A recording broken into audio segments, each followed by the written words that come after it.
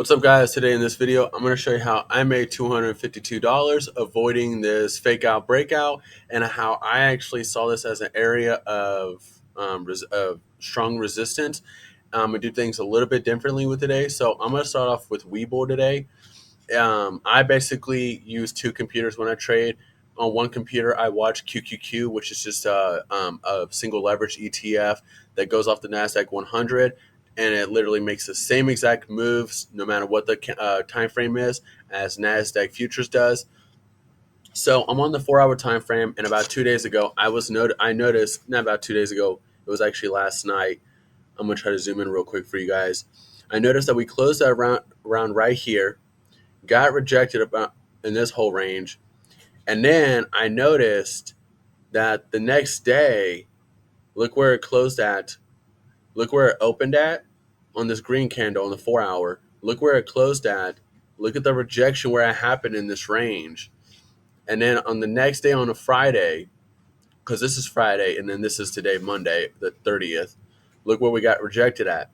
And that range was from 349.12 to 350.56. Now I'm going to go on Tradeovate and I'm going to show you guys how I went short. So as you guys know, I always wait for the first 15 minutes to end, and then I draw a line at the high and then a line at the low, and then I wait for a breakout to go short or long depending on the area we're going. So that area, and just for you guys know, that actual range is right here to right here where it got rejected at. Now, this is where like the 350.56 would be for QQQ at the absolute highest. This is where like the resistant range was from right here, which was 436 to around 475. So that's the resistance range for the NASDAQ futures, and for for QQQ, the resistance range was like 349.16 to 350.56, as you guys saw a few seconds ago. So I actually went short today, and I'm going to break down a little bit of the trade.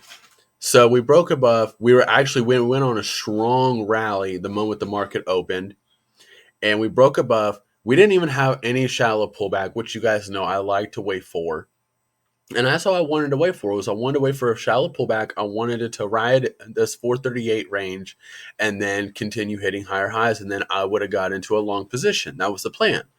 Well, as you guys can see right here, we got rejected, and we didn't make a new high. So we made a lower high, which sort of made me think, okay, you know what? I also kept like this resistance range and to play in my back of my head. I was sort of watching it the whole time play out, because as you guys can see, we broke through this really easily. So for the QQQ, this was like the 349.16 area when we had that clean break. And as you guys can see, when it broke above, it had no problem still rallying, hitting higher highs. As you can see, hit a high of 475. Hit a lower high, and then this is where I was actually waiting to go long. So I'm going to zoom in a little bit so that way you guys can see a little bit better. So we started to ride it, and I was like, you know what? I was like, if we, show a little bit of a higher high above this area, I was going to be a little bit more comfortable with going along. Now, I won't lie, I was a little bit indecisive because at this point we were very overbought on the RSI area, especially on the 1 minute time frame. Even on the 5 minute, we were pretty damn overbought. So I had my worries, especially, it being that early into the market opening. Market direction's not very clear. Yeah, the 15-minute open range breakout strategy really helps, but at the end of the day, the market direction can change so quickly just like that in the first hour to 2 hours that sometimes it's just better to be safe than sorry. And today that really played out for me. So basically we broke below it pretty easily, rode this EMA, we retested this 438 area. And as you guys can see, we weren't pushing up, making, higher highs, nothing like that. So when we had a break below and an open below, and then we broke below the EMA, I went short and I wrote it down to around 396 and I made 252. Now, I don't know if you guys remember, but about, I think, a week and a half to 2 weeks ago, I think it was on a Monday, I made $11. And it was because my first trade, I got caught in something like this. And I wanted to show you guys how I avoided it. And I actually have my journal in here with me right now. I'm going to see if I can find it. But as you guys can see, yeah. So on the 23rd of October, I went 1-1 and I only made $11.64. And I put the NASDAQ had a really nice rally to the 15-minute high, but momentum was slowing down. So when NASDAQ broke above, barely held above, and then broke back below, I went short, but it recovered. Now, remember, broke right below. So this is where I went short, like almost actually a full 7 days ago.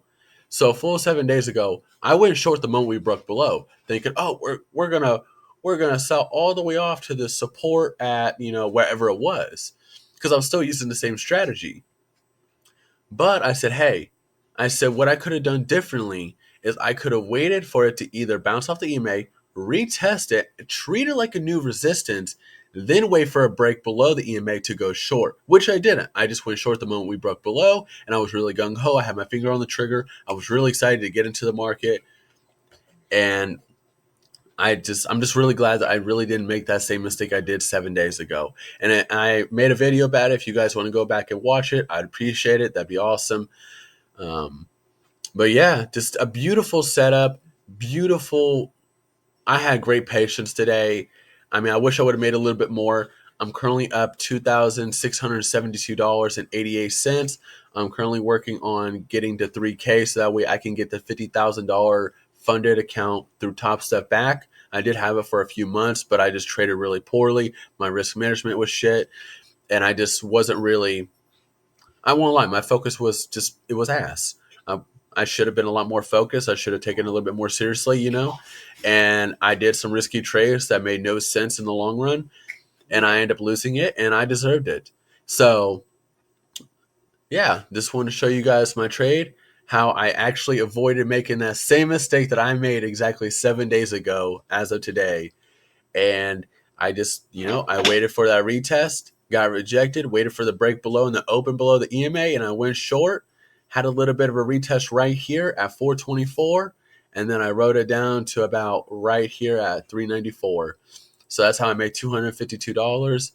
If you guys got any questions or any recommendations for videos in the future, comment below. I greatly appreciate it. I appreciate you guys. I hope you guys have a good day. I'll see you guys tomorrow. Oh, one thing I don't want to forget is I'm currently looking at the Finvest economic calendar, and tomorrow on October 31st at 8:30 a.m. we have the Chicago PMI Employment Cost Index, and then at 9 a.m. we have the FHFA Housing Price Index with the S&P Case-Shiller Home Price Index, and then at 10 a.m. we have the Consumer Confidence Report.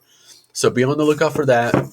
I always like to make sure, one thing I like to make sure I do is I actually set an alarm on my phone for when the reports are going to come out, just sort of like a reminder not to be into a trade. Just because market direction can change so quickly that the last thing you want to do, we all love getting caught in a nice rally or a nice sell off, whether if we're going short or long. But at the end of the day, I don't like getting caught and a market changing just because of a report. Sometimes that's when you take your biggest losses. There's been times where I've been up $200-300 and I didn't take profits, and then 10 a.m. comes around, a report comes out, and Nasdaq just takes a shit, and I'm down $700. I know I've been there before. I don't know about you guys, but I definitely like to learn from my mistakes, and that's never be into a trade when a report is coming out.